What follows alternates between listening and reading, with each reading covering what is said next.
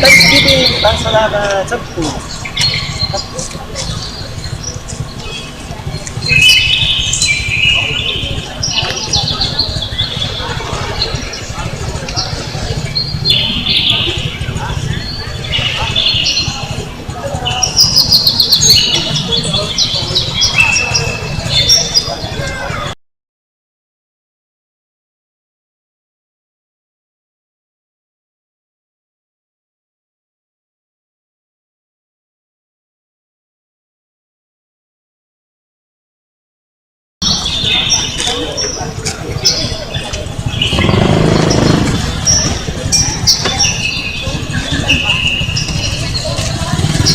What is the Blessed Mother? Blessed Mother. I don't know where it come from. Difficult.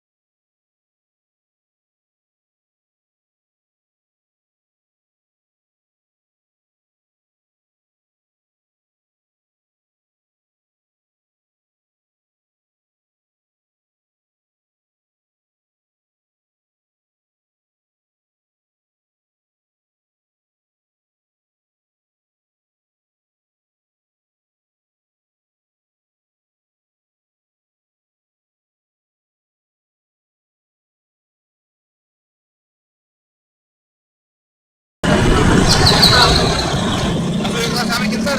Maraming mananakot. Ilang mo na kung ano. Kasi ito, baka narasa ka ba dalawa? Bagay, nangyayari.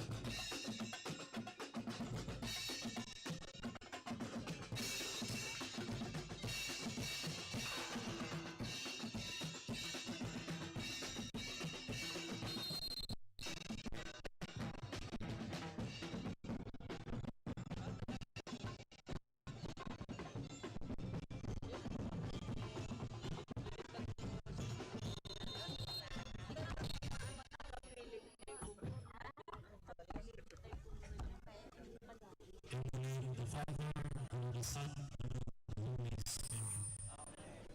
The grace and peace of Christ, who is risen from the dead, be with you all. It is truly right and just to acclaim God, our Almighty Father, and Jesus Christ, our Lord, His only begotten Son, say, offered His life and poured out His own blood for the forgiveness of the sins of all.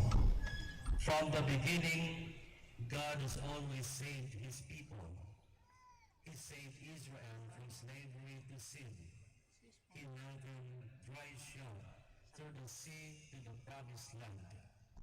Today, we celebrate the dawning of our salvation in Christ, who passed from death to life, saving us from sin and death, leading us through the waters of baptism to the promise of eternal life with Him in heaven. The victory of Christ won salvation for all people. Today, we also honor Mary, the mother of Christ and our mother, who stood at the foot of her Son's cross. By the grace of God, she who did merit to bear the Son of God was saved by the same mystery of redemption. Let us now listen to the story of the meeting of Christ and His beloved mother.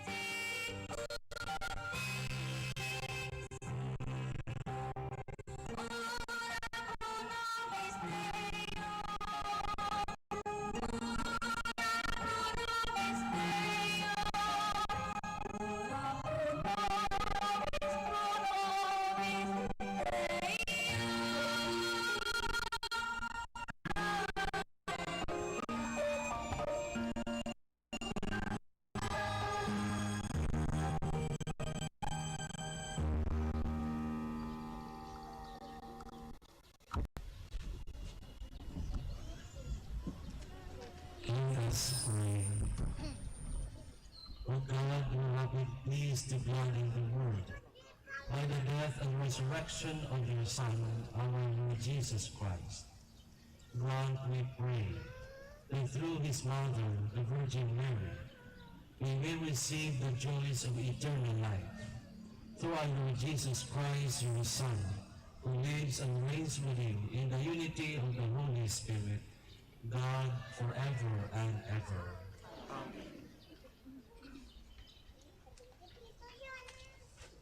Ito po yung blue head para matagal na po yung velo.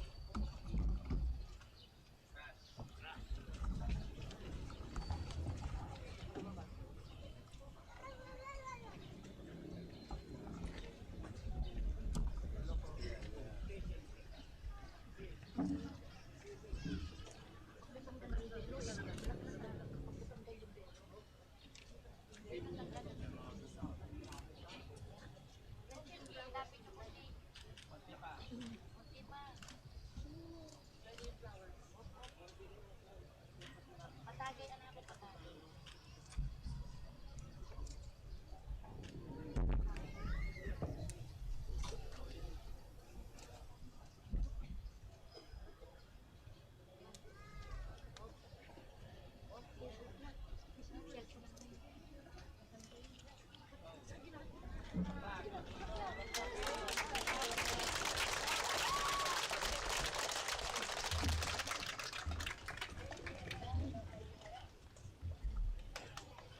In union with the Blessed Mother and the whole Church, we celebrate the victory of Christ over sin and death. Let us now enter the church in joyful praise.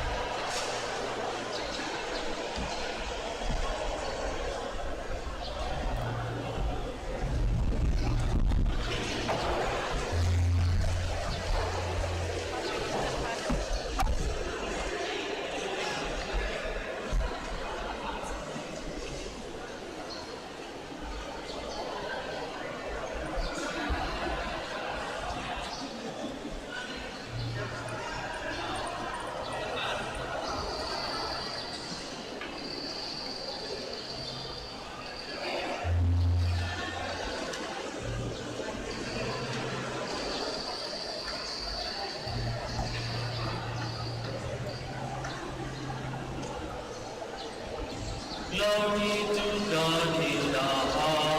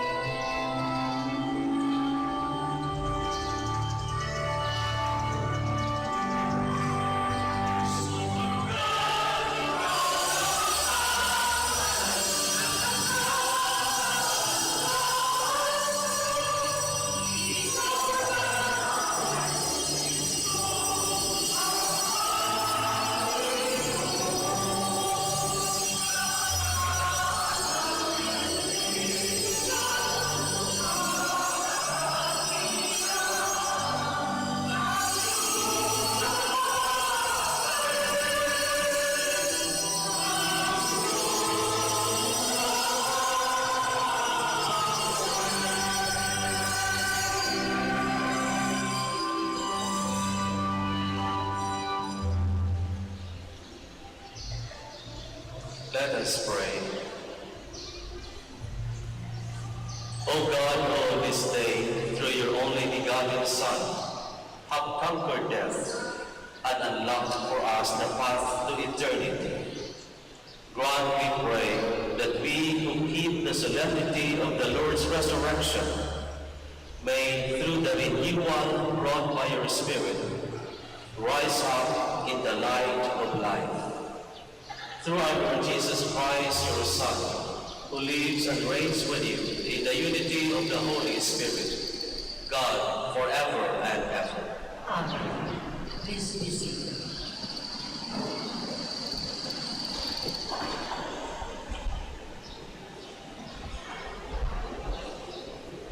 A reading from the Acts of the Apostles.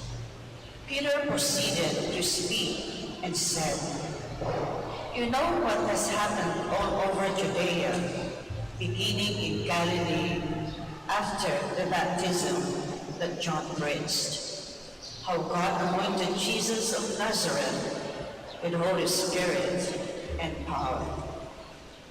He went about doing good and healing all those oppressed by the devil, for God was with him. We are witnesses of all that he did, both in the country of the Jews and in Jerusalem. They put him to death by hanging him on a tree. This man God raised on the third day and granted that he be visible, not to all the people, but to us, the witnesses chosen by God in advance, who ate and drank with him after he rose from the dead. He commissioned us to preach to the people and testify that he is the one appointed by God as judge of the living and the dead. To him all the prophets bear witness that everyone who believes in him will receive forgiveness of sins through his name." The word of the Lord. Thanks be to God.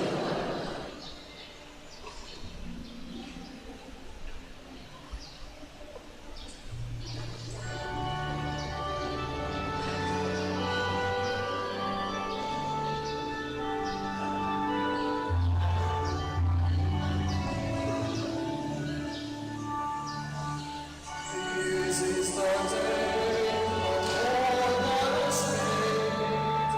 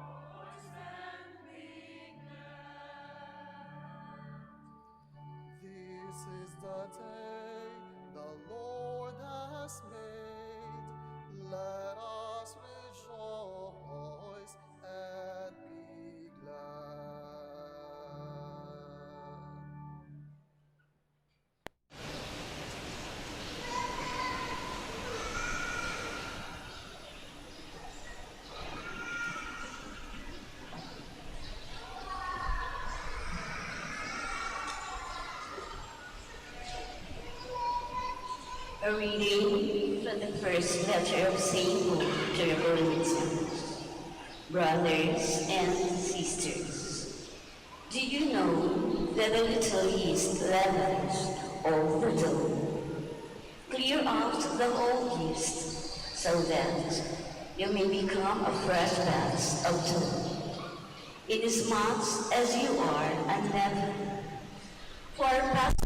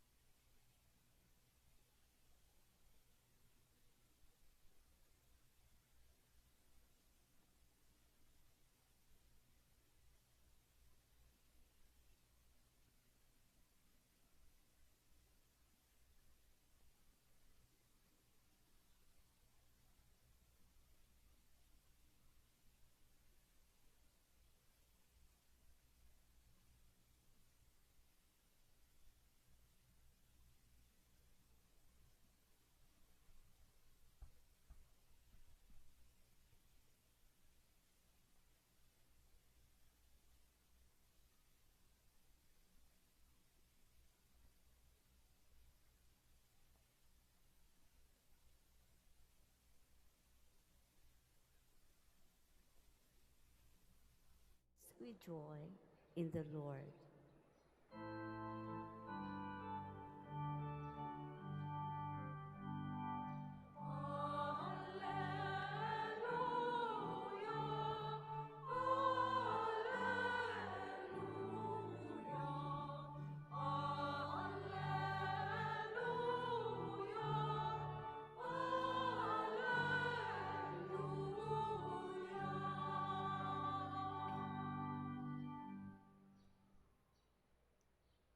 The Lord be with you. And with your spirit. A reading from the Holy Gospel according to John. Glory to you, O Lord.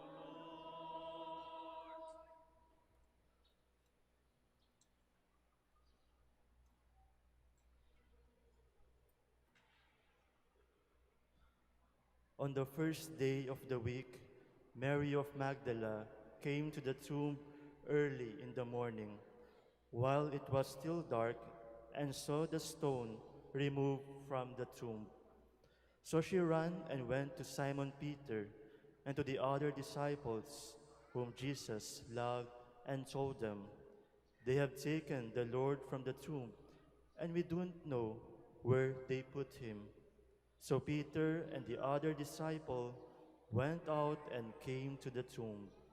They both ran, but the other disciple ran faster than Peter and arrived at the tomb first. He bent down and saw the burial clothes there, but did not go in. When Simon Peter arrived after him, he went into the tomb and saw the burial cloths there, and the cloth that had covered his head, not with the burial cloths, but rolled up in a separate place. Then the other disciples also went in, the one who had arrived at the tomb first, and he saw and believed. For they did not yet understand the scripture that he had to rise from the dead. The Gospel of the Lord. Thanks be to God. Please be seated.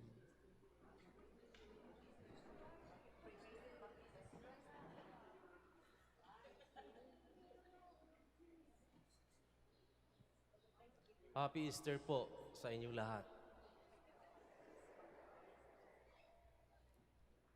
Ang panahon ng pagkabuhay muli ng ating Panginoong Hesus ay siyang pinakamataas na kapistahan na ating ipinagdiriwang sa ating pananampalataya bilang mga Katoliko. Si Jesus nga ay tunay na nabuhay muli. Sapagkat kung hindi siya nabuhay muli, ang ating pananampalataya ay hindi lalakas, hindi uusad, at higit sa lahat, manatili tayong nasa libingan, nasa kadiliman. Ngunit ang lahat ay nabago dahil sa pagkabuhay muli ng ating Panginoong Hesus.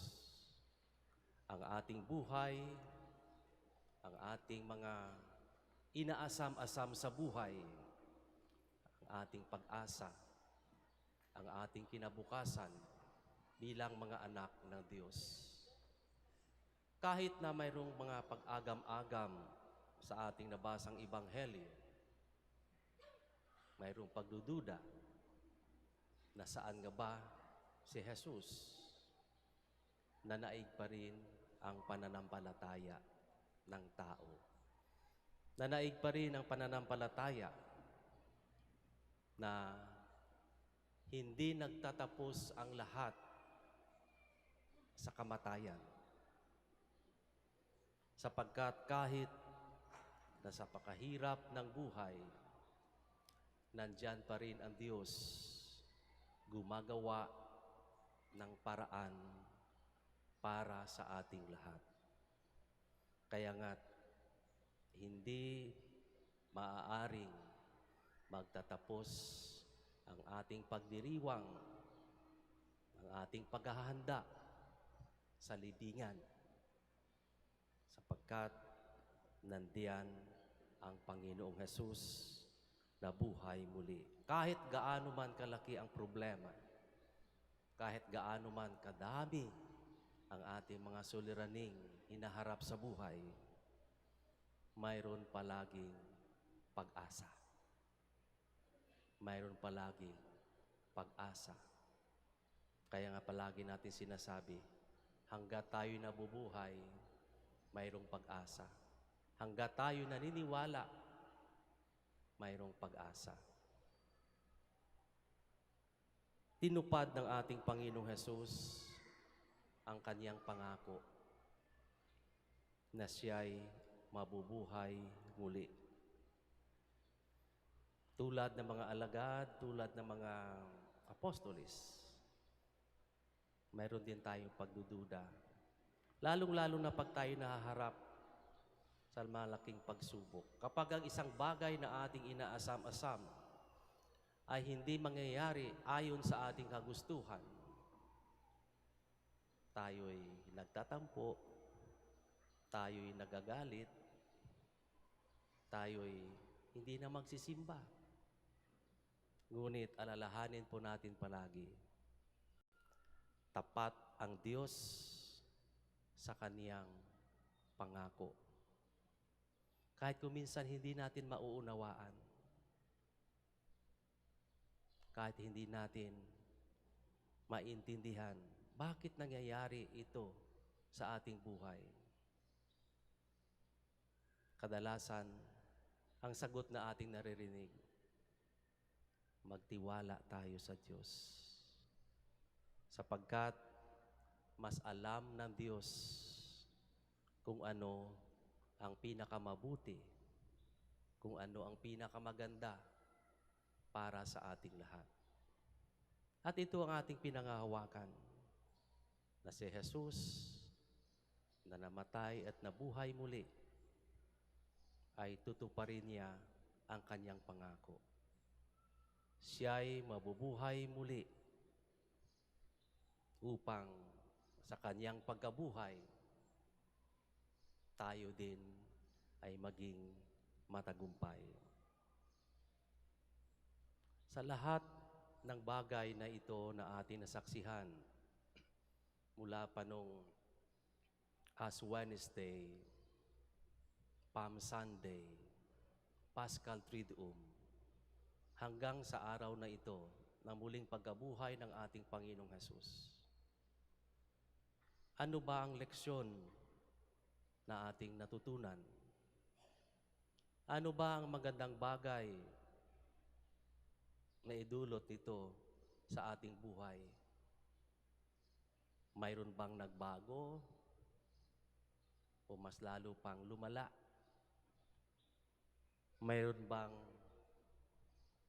magandang balita na dumating sa atin? O panay lamang masasamang balita ang ating naririnig. Alalahanin po natin na sa pagkabuhay muli ng ating Panginoong Hesus at sa mga sinasabi niya sa Ebanghelyo, inatasan niya ang kanyang mga alagad. Humayo kayo at ipahayag ang mabuting balita. Hindi naman nagtapos ang lahat sa libingan o di kaya'y nung matuklasan ng mga alagad na si Jesus ay nabuhay muli. Inatasan niya ang kaniyang mga alagad. Humayo kayo at ipahayag ang mabuting balita. Ito po ang pinakahamon para sa ating lahat. Tayo iuwi sa ating mga kanya-kanyang tahanan. Galing pa tayo sa mga malalayong lugar. Ngunit ano ba ang ating bit-bit? Ano ba ang ating dala-dala mamaya? Paglabas natin dito sa loob ng dambana ng Birhen, sa loob ng simbahan, ano ba ang magandang bagay na ating pwedeng ibahagi sa ating kapwa? Yan ay walang iba kundi ang pag-asa. Pag-asa, pagtitiwala na nandyan ang Diyos palagi sa atin. Tayo mismo ang magbabalita. Tayo mismo ang maging instrumento ng Panginoong Diyos upang ang kanyang pagkabuhay muli ay mailaganap sa sangkatauhan. Paano po natin gagawin yon? Hindi lang po sa pagdala ng mga bulaklak mamaya pag-uwi, kundi sa pagdala ng kabutihan. Sa bawat tao na ating matutulungan, sa bawat kaaway na ating babatiin, sa bawat tao na ating makakasama, sa bawat paghihirap na ating mararanasan, tayo hinahamon na sana'y dala-dala natin ang mabuting balita ng pagkabuhay muli ng ating Panginoong Hesus. Sana'y dala-dala natin ang mga mabubuting bagay na ating narinig at ating natutunan sa nakalipas na mga araw. Sapagkat dito natin mapapatunayan kung tayo nga ay talagang mga saksi sa pagkabuhay muli ng ating Panginoong Hesus.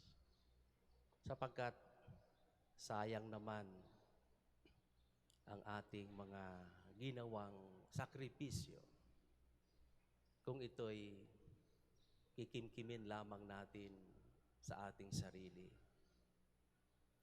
Sayang naman ang ating pagising ng maagang maaga kung walang magandang nangyari sa ating buhay.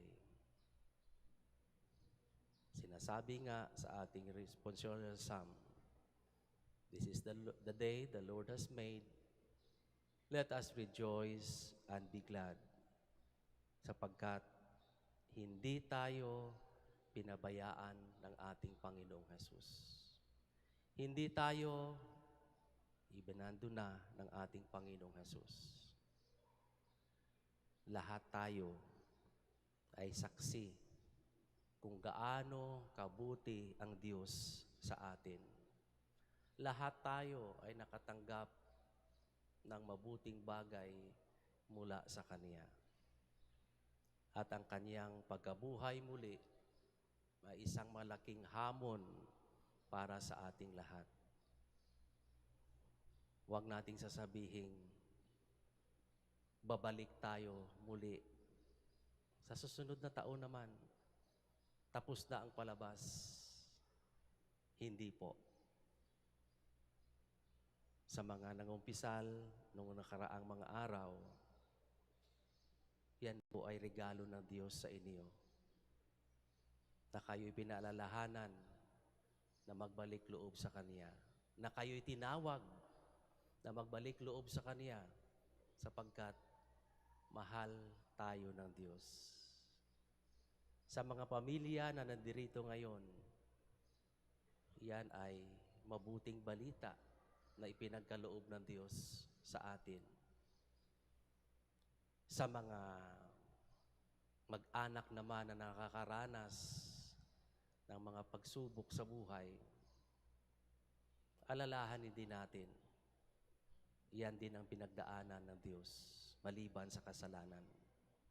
Kaya't wala tayong dapat ipangamba, wala tayong dapat ikakatakot. Ika nga, nabuhay muli si Jesus para sa ating lahat. At naway, wag nating sasayangin ang grasyang ito. Naway, mula sa kaibuturan ng ating puso, mula sa loob ng simbahang ito, tayong lahat, tulad ng mga alagad, tulad ng mga apostolis, ng mga Maria, ay maging buhay na saksi upang ang pagmamahal ng Diyos, ang bagong pag-asa, ay ating maibigay, ating maibahagi sa lahat ng sangkatauhan. Happy Easter po muli sa ating lahat.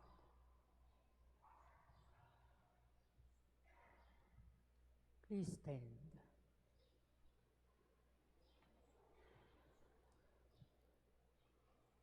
Ngayon po ay magkakaroon tayo ng renewal of baptismal promises. Dear brethren, through the Paschal mystery, we have been buried with Christ in baptism, so that we may walk with Him in newness of life. And so now that our Lenten observance is concluded, let us renew the promises of holy baptism, by which we once renounced Satan and his works, and promised to God in the Holy Catholic Church. Sa bawat tanong po ay sasagot tayo ng malakas na I do. Do you renounce Satan? I do. And all his works? I do. And all his empty show? I do. Do you believe in God, the Father Almighty, Creator of heaven and earth? I do. Do you believe in Jesus Christ, His only Son, our Lord, who was born of the Virgin Mary, suffered death, and was buried, rose again from the dead, and is seated at the right hand of the Father? I do. Do you believe in the Holy Spirit, the Holy Catholic Church, the communion of saints, the forgiveness of sins, the resurrection of the body, and life everlasting? I do. And may Almighty God, the Father of our Lord Jesus Christ, who has given us new birth by water and the Holy Spirit, and bestow on us forgiveness of our sins, keep us by His grace in Christ Jesus our Lord for eternal life. Amen.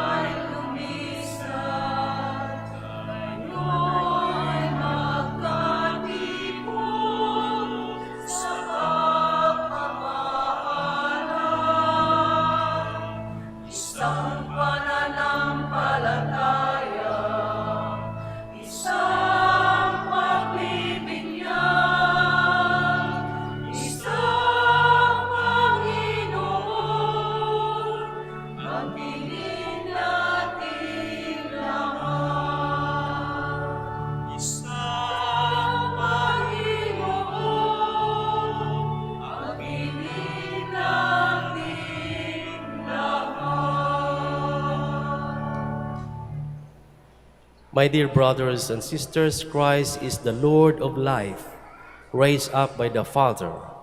In turn, he will raise us up by his power. Let us address our petitions to the Heavenly Father as we pray. Almighty Father, hear us. Almighty Father, hear us.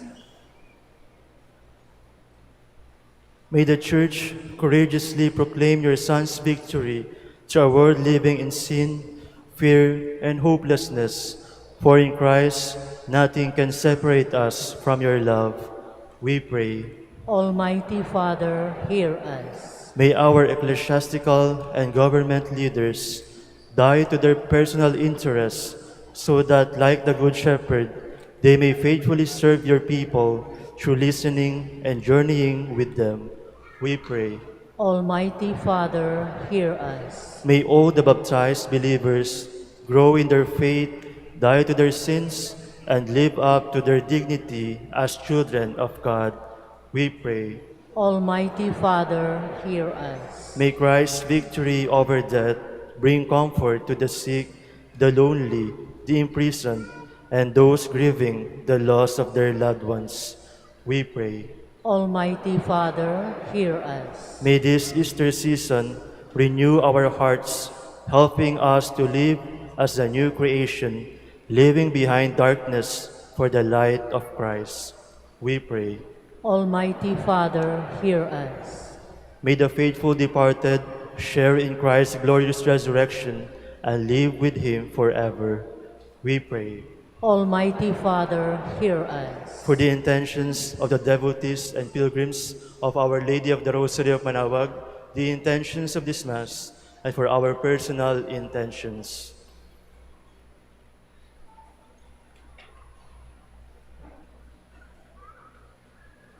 We pray. Almighty Father, hear us. Father, accept our humble pleas as we celebrate today the glorious triumph of your Son over sin and death. May we be joyful witnesses of your gift of salvation through Christ our Lord. Amen. Please be seated.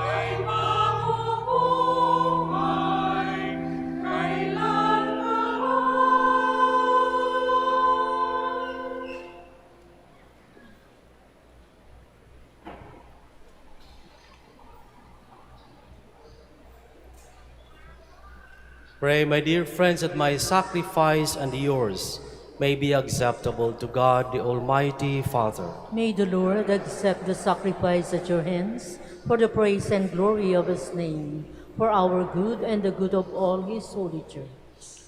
O God, who on this day, through your only begotten Son, have been exultant with paschal gladness, O Lord, we offer the sacrifice by which your church is wondrously reborn and nourished, through Christ our Lord. Amen. The Lord be with you. And with your spirit, Lift up your hearts. we lift them up to the Lord. Let us give thanks to the Lord our God. It is right and just. It is truly right and just, our duty and our salvation, at all times to acclaim you, O Lord, but on this day, above all, to laud you yet more gloriously, when Christ our Passover has been sacrificed.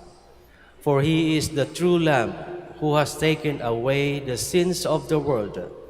By dying, he has destroyed our death, and by rising, restored our life. Therefore, overcome with paschal joy, every land, every people exalts in your praise, and even the heavenly powers with the angels of angelic host sing together the unending hymn of your glory as they acclaim.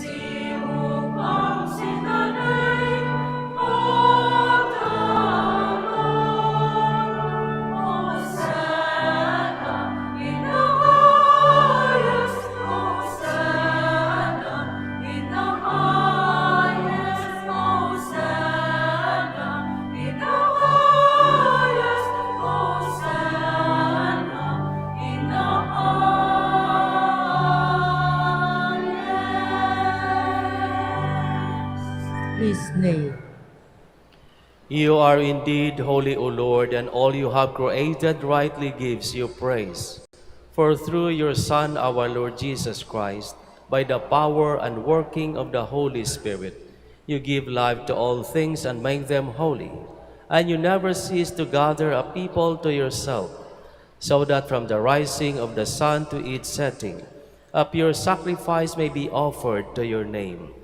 Therefore, O Lord, we humbly implore you by the same Spirit, graciously make holy these gifts we have brought to you for consecration, that they may become the body and blood of your Son, our Lord Jesus Christ, at whose command we celebrate these mysteries. For on the night he was betrayed, he himself took bread, and giving you thanks, he said the blessing, broke the bread, and gave it to his disciples, saying, "Take this, all of you, and eat of it, for this is my body, which will be given up for you."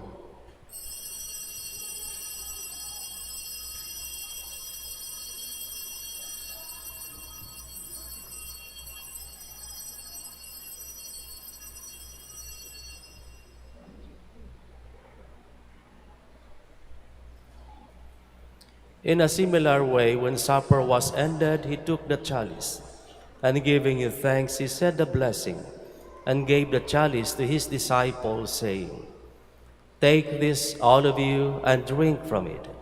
For this is the chalice of my blood, the blood of the new and eternal covenant, which will be poured out for you and for many, for the forgiveness of sins. Do this in memory of me."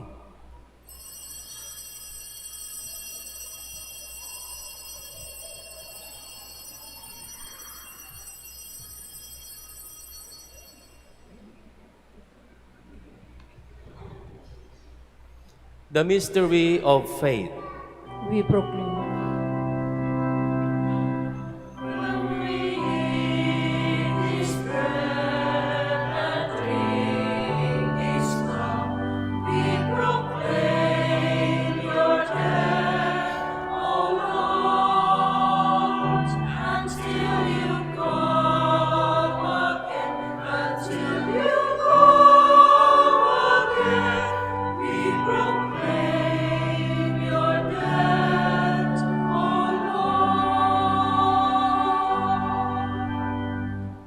Therefore, O Lord, as we celebrate the memorial of the saving passion of your Son, his wondrous resurrection and ascension into heaven, and as we look forward to his second coming, we offer you in thanksgiving this holy and living sacrifice. Look, we pray, upon the oblation of your church, and recognizing the sacrificial victim, by his death you will to reconcile us to yourself. Grant that we who are nourished by the body and blood of your Son, and filled with his Holy Spirit, may become one body, one spirit in Christ. May he make of us an eternal offering to you, so that we may obtain an inheritance with your elect, especially with the most blessed Virgin Mary, Mother of God, with blessed Joseph, her spouse, with your blessed apostles and glorious martyrs, and with all the saints, on whose constant intercession in your presence, we rely for unfailing help. May the sacrifice of our reconciliation, we pray, O Lord, advance the peace and salvation of all the world. Be pleased to confirm in faith and charity your pilgrim church on earth, with your servant Leo, our Pope, and Socrates, our Bishop, Fidelis, his auxiliary, the order of bishops, all the clergy, and the entire people you have gained for your own. Listen graciously to the prayers of this family, whom you have summoned before you. In your compassion, O merciful Father, gather to yourself all your children, scattered throughout the world. To our departed brothers and sisters, and to all who were pleasing to you at their passing from this life, give kind admittance to your kingdom. There we hope to enjoy forever the fullness of your glory, through Christ our Lord, through whom you bestow on the world all that is good.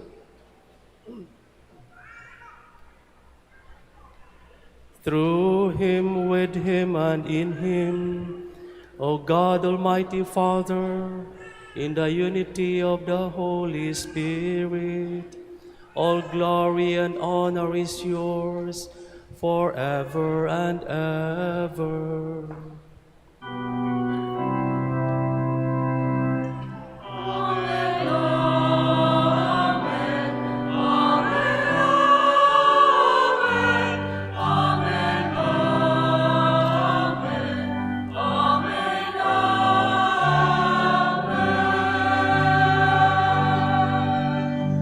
Please stand. At the Savior's command and formed by divine teaching, we dare to say,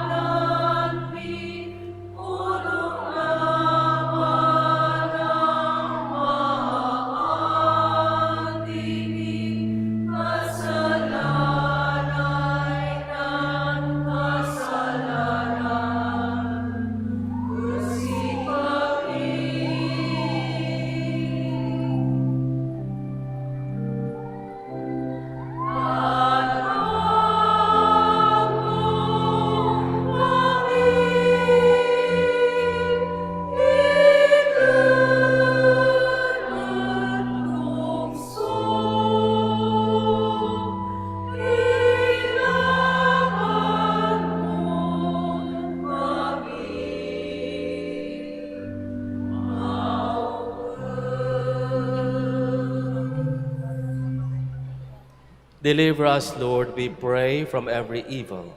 Graciously grant peace in our days, that by the help of your mercy we may be always free from sin and safe from all distress, as we await the blessed hope and the coming of our Savior, Jesus Christ. For the kingdom, the power, and the glory are yours, now and forever. Lord Jesus Christ, who said to your apostles, "Peace I leave you, my peace I give you," look not on our sins, but on the faith of your church, and graciously grant her peace and unity in accordance with your will, who live and reign forever and ever. Amen. The peace of the Lord be with you always. And with your spirit. Let us offer each other the sign of peace.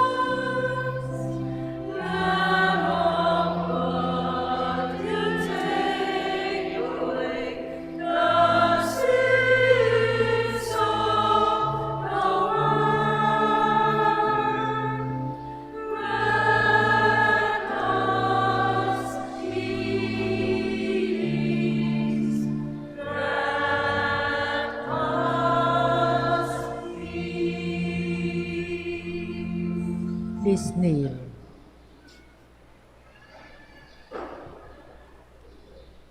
Behold the Lamb of God. Behold him who takes away the sins of the world. Blessed are those called to the supper of the Lamb. Lord, I am not worthy that you should enter under my roof, but only say the word, and my soul shall be healed.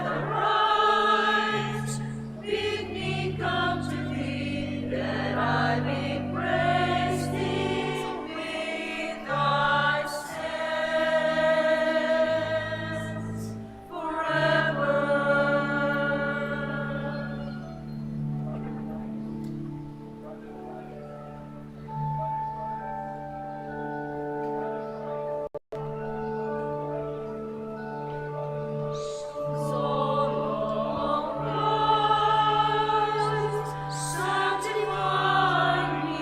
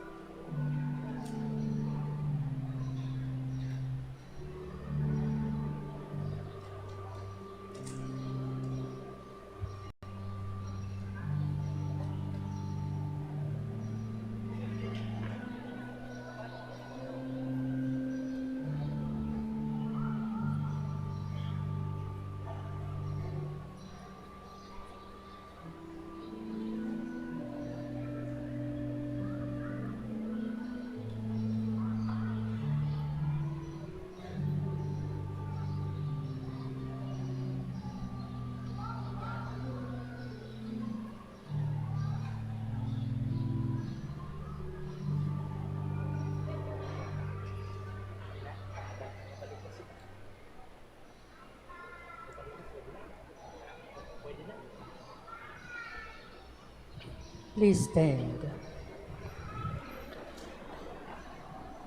Let us pray. Look upon your church, O God, with unfailing love and favor, so that renewed by the Paschal mysteries, she may come to the glory of the resurrection through Christ our Lord. Amen. Kindly be seated for a while. Pagkatapos po ng misa ay gaganapin po ang mga pagbabasbas ng mga may sakit at mga religious articles. Gayon din po, paanyaya po sa lahat po ng mga chikiting, mga kids po ha, kids, hindi batang isip, mga kids. Meron po tayong Easter egg hunt sa may Rosary Garden. Ang bawat bata po ay maximum ng 2 itlog.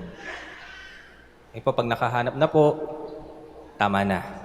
Pwede pong samahan ng magulang. Pwedeng samahan ng magulang. Pakiklaim po ang prize sa may parish hall. Huwag po tayong magtutulakan, huwag po tayong mag-aaway. Mga magulang, turuan ng mabuting asal ang mga bata. Baka kayo pa ang unang manggulang. Para po to sa mga bata. Ang mga papremyo po natin ay pang bata. Kung sasali po kayo, mga adult, madidisappoint lang kayo. Ayan, mamaya po, pagkatapos po ng misa, pwede po kayong pumunta sa Rosary Garden at makiisa po tayo sa ating Easter egg hunt. Maraming salamat po. Please stand.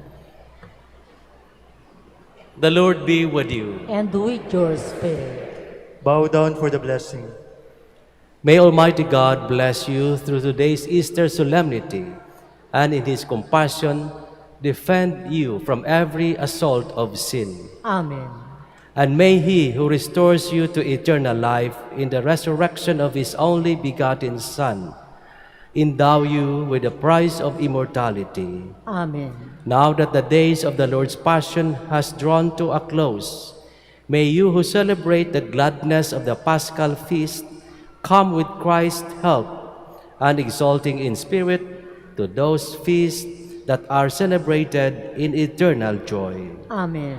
And may the blessing of Almighty God, the Father, and the Son, and the Holy Spirit come down on you and remain with you forever. Amen. Go forth, the Mass is ended. Alleluia, alleluia. Thanks be to God. Alleluia, alleluia.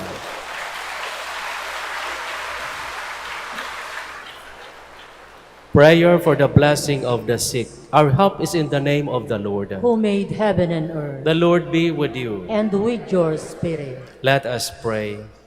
Lord Jesus Christ, you bore our sufferings and carried our sorrows in order to show us clearly the value of human weakness and patience. Graciously hear our prayers for the sick. Grant that those who are weighed down with pain and other afflictions of illness may realize that they are among the chosen ones whom you call blessed. Help them to understand that they are united with you in your sufferings for the salvation of the world. Amen. Amen. Prayer for the blessing of rosaries and other religious articles. Blessed be your name, O Lord. You are the fount and source of every blessing, and you look with delight upon the devout practices of the faithful. Draw near, we pray, to these your servants, and as they use the symbols of their faith and devotion, these rosaries, crucifixes, images, candles, oils, medals, scapulars, and other religious articles, grant that they may also strive to be transformed into the likeness of Christ your Son, who lives and reigns with you forever and ever. Amen. Our Lady of the Rosary of Manaoag, Pray for us. in the name of the Father, the Son, and the Holy Spirit. Amen.